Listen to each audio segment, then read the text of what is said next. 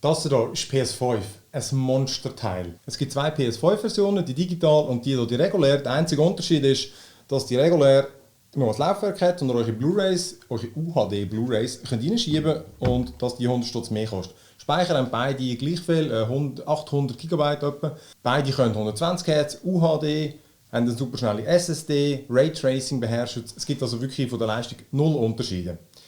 Allerdings, im Gegensatz zu der Xbox, hat hier ein paar Einschränkungen jetzt zum Launch, nämlich das Variable Refresh Rate, das eben macht, dass es keine Bildstörungen gibt, funktioniert nicht zum Start. Ebenfalls funktioniert nicht der Auto-Low Latency Mode. So, das Input-Lag, ihr müsst also den Game Mode selber einstellen.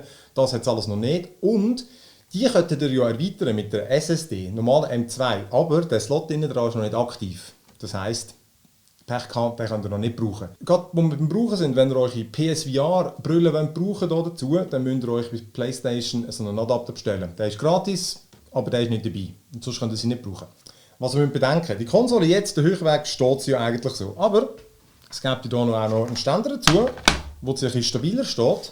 Wenn ihr sie den Höchweg anmacht, dann müsst ihr da so das kleine Teil rausgrübeln und könnt nachher da mit der Schraube könnt ihr das da montieren. Das funktioniert relativ gut und relativ sauber.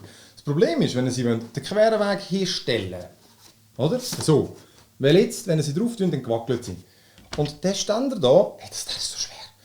Der wird einfach hier reingesteckt und das Problem ist, wenn ihr das irgendwo in einem Fernsehmöbel habt und sie rauszieht, der bleibt einfach am Boden und geht weg. Ebenfalls gleich wie bei der Xbox ist, dass auch eure Geräte die richtigen Voraussetzungen sind. Also euer Fernseher oder euer Monitor muss natürlich auch über 120 Hz verfügen und über HDMI 2.1. Wenn ihr jetzt die Features nutzen wie 120 Hz, wie gesagt, Variable Refresh Rate und all der Jazz, funktioniert ja noch gar nicht. Interessant habe ich die ganze Einrichtung gefunden. Ihr könnt per App nämlich die Konsole einrichten. Also beim Setup-Prozess fragt ihr euch, habt ihr die PlayStation-App schon? Wenn ihr dort schon eingerichtet habt, Barcode scannen und dann übernimmt es all eure Daten. Mega praktisch. Die restlichen Sachen, Games und Speicherstände, könnt ihr direkt von der PS4 transferieren, also über das Heimnetzwerk. Und wenn ihr PS Plus Member sind, könnt ihr natürlich die Save Games auch Cloud synchronisieren. So, jetzt kommen wir aber zu den spannenden Sachen. Die hat nämlich auch ein neues Interface. Es wird zwar auf den ersten Blick vertraut euch vorkommen, ihr seht wieder eure horizontale Liste mit euren Games, sodass ihr möglichst schnell auch das Game starten könnt. Aber erstens, ihr werdet es gerade merken, am ersten Klick, es ist viel weicher und viel flüssiger. Also ich finde, das ist logisch, so muss das sein. Ist alles ein bisschen aufgeräumter, ein bisschen durchdachter und es hat so ein paar spezielle Sachen. Erstens, die Bedienung ist ein bisschen anders. Wenn ihr jetzt in einem Game sind und den PlayStation-Button drückt, kommt ihr nicht mehr auf den Homescreen. Für das müsst ihr ihn lang drücken. Wenn ihr ihn kurz drückt, dann kommt ein neues so ein Game Hub. Das ist etwas ganz Spezielles. Zum einen seht ihr dort vom Game den Spielfortschritt. Oder? Also wirklich in der Quest zum Teil. Es ist auch eine Funktion, die die Entwickler implementieren müssen, aber am Anfang funktioniert es bei sehr vielen. Und dann seht ihr bei Spider-Man, Miles Morales zum Beispiel, dass ihr irgendwie in einer Mission sind, die geht noch irgendwie 40 Minuten und ihr habt schon 10% von dieser Mission gemacht. Ebenfalls könnt ihr dort Game-Tipps abrufen. Das müssen auch die Entwickler unterstützen. Bei Bugsnax hat es zum Beispiel. Dann könnt ihr irgendwo, wenn ihr an einer Stelle sind, könnt ihr auch wieder die Quest auswählen und dann seht ihr dort ein Video dazu, wie das funktioniert. Und das könnt ihr im Bild haben, während ihr gamet. Finde ich wirklich ganz eine coole Funktion. Und ebenfalls witzig ist, ihr könnt aus dem PlayStation Homescreen könnt ihr direkt in eine Quest starten. Wenn das Game das unterstützt, dann steht irgendwie die und die Quest habt ihr gerade im Log und dann könnt ihr direkt eine starten und das Game springt direkt dort hin, ohne dass ihr das Game starten, den Spielstand laden und so. Wirklich, das sind noch coole Funktionen. Ebenfalls ein neues praktisches Feature ist, dass ihr jetzt game-übergreifende Voreinstellungen vornehmen. Ihr könnt also in den Einstellungen der Konsole sagen, ob ihr generell die Spiele auf einfach, auf schwierig oder so wollt, oder eben immer lieber den Performance-Modus oder den Grafikmodus bevorzugt. Das könnt ihr jetzt einstellen, dann ist das nachher immer fix eingestellt für jedes Game. Wirklich gäbig. Gut, jetzt fragt ihr euch sicher, wie sieht es mit den Games aus? Und jetzt wird es auch wieder leider ein bisschen kompliziert. Es gibt natürlich, auch bei der PlayStation kann man eigentlich 3 Versionen unterscheiden. Es gibt die PS4-Games, die nicht optimiert sind. Die profitieren je nachdem, dank Game Boost, nennt das PlayStation, profitiert von Sachen wie höherer Auflösung, aber das setzt voraus, dass das Spiel eine dynamische Auflösung hat.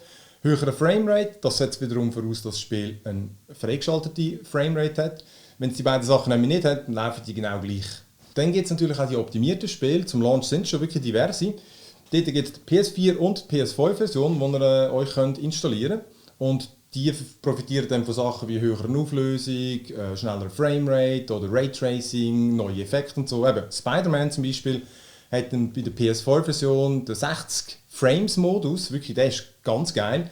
Oder ihr könnt mit 30 Frames spielen wie auf der PS4, allerdings mit Raytracing und wirklich diversen neuen Effekten, was wirklich auch schicker aussieht. Und jetzt wird es kompliziert. Es gibt so viele Versionen, ihr könnt manchmal die PS4-Version auch in der PS5 brauchen und dann automatisch die PS5-Version abladen. Manchmal gibt es auf der PS5 aber 2 Versionen zum Installieren, das heisst, ihr könnt die PS4-Version installieren oder die PS5-Version. Ihr müsst also selber auswählen. Es gibt da Unterschiede in der physischen und der digitalen. Wirklich, das ist kompliziert. Am besten wirklich schaut einfach genau, welche das ihr euch kauft und welche das ihr dann auch installiert. Dann gibt es noch die PS5-exklusive Games. Da gibt es genau 2 momentan. Das eine ist Astro's Playroom, das ist auf jeder PS5 vorinstalliert, und dann gibt es noch Demon's Souls. Aber das Highlight ist wirklich das Astro's Playroom, weil die kommen wir nämlich auch zu dem Controller. Es ist ein bisschen wie ein Tech-Demo, aber es ist eben mehr. Es ist wirklich ein witziges Jump-and-Run, wo euch nämlich die Funktionen die Möglichkeiten von dem Controller extrem gut vor Augen führt. Der hat nämlich haptisches Feedback und Adaptive Triggers, wie es Sony nennt. Das bedeutet, dass die Triggers ganz unterschiedliche Widerstände können euch geben. Das heisst, wenn ihr zum Beispiel einen Bogen abführt, dann geht das wie so unterschiedlicher Widerstand, wie wenn ihr die Seite zieht oder bei einem Pistolengriff. Könnt ihr leicht ziehen und dann blockiert es fast und dann müsst ihr richtig durchziehen. Und das kann auch extrem vibrieren, wirklich wie so bei einem Gewehr oder so. Also das müsst ihr wirklich erlebt haben. Und das haptische Feedback ist wirklich crazy. Also das kann an unterschiedlichen Orten im Controller vibrieren. Am Anfang füllen ihr hier die Männchen rein, die Astros, die Roboter, und dann hören das innen da rumschaukeln. Oder? Es ist ähnlich wie bei der Nintendo Switch, aber einfach in viel besser. Also neben dem, dass der Controller wirklich einfach mega gut in der Hand liegt, wie ich finde. Also wirklich hinten ganz leicht aufgeraut und ist auch noch ein bisschen schwerer und ein bisschen grösser als der letzte. Vor allem wenn ihr den PS5-Controller in die Hand habt, wenn ihr den wieder in die Hand nehmt, der fühlt sich an wie ein Spielzeug. Also wirklich, weg mit dem. Übrigens, ihr könnt auch den PS4-Controller weiterhin brauchen, oder PS5, allerdings nur in PS4-Games. Das ist halt ein bisschen schade. Der wiederum hat einen einzigen Nachteil. Es gibt alte PS4-Games, wo Vibration dann nicht richtig funktioniert. Dann funktioniert es mit dem alten fast besser. Das Einzige, was mich stört an dem PS5-Controller, ist der Button. Wer macht einen Button mit einem PlayStation-Logo? Das fühlt sich ja so billig an, wie so ein billiger China-Klon von dem Controller. Macht doch einfach einen richtigen Button, also bitte. Genau, und sonst in Games ist natürlich das Gleiche, wie ihr bei der Xbox auch habt. Die Ladezeiten durch die SSD wirklich extrem schnell. Oder? Also es kommt ab von Spiel zu Spiel, aber es funktioniert auch bei alten Spielen. Ladet durchs Band schneller. Eben das extremste Beispiel ist garantiert das Spider-Man Miles Morales. Da geht es, wenn ihr schneller reist im Game, geht es etwa 4 Sekunden. Und dann haben die Zwischensequenzen gar nicht mehr in der U-Bahn. Und beim alten geht es, bei der PS4 geht es wirklich etwa, ich sage nicht, 20, 30 Sekunden. Und dann das andere. Lautstärke. Ich meine, darum ist das Teil ja riesig, oder? Es hat ja einen riesigen Lüfter drin, aber dafür ist es einfach, du hörst sie nicht. Ich habe wirklich, die PS4 Pro hat schon im Startbildschirm von Spider-Man, hat sie gelüftet, das fliegt sie mir jetzt gerade aus dem Zimmer, da mucks Müsli still. Wirklich, manchmal wirklich am Schluss ist sie eingeschaltet oder ist sie im Standby-Modus. Wirklich geil. Ja, leider muss ich aber auch ein paar negative Sachen bemängeln an der. Und zum einen, es gibt kein Äquivalent zum Quick Resume von der Xbox. Ihr könnt jetzt also nicht mehrere Games irgendwie im Zwischenspeicher lassen und so schnell hin und her hopsen. Es gibt zwar den Switcher, das ist wie ein Task-Switcher, wo ihr euch die letzten Sachen anwählen könnt, aber es muss es trotzdem neu laden. Das fehlt. Und dann das andere sind, es gibt einige Kinderkrankheiten noch, wie ich eingangs erwähnt habe. Zum einen sind wir bei der Installation die Games abgebrochen und ohne irgendwie eine genaue Fehlermeldung. Ich musste dann einfach neu starten. Das ist glücklicherweise gegangen. Weniger schön ist zum Beispiel beim Call of Duty Cold War.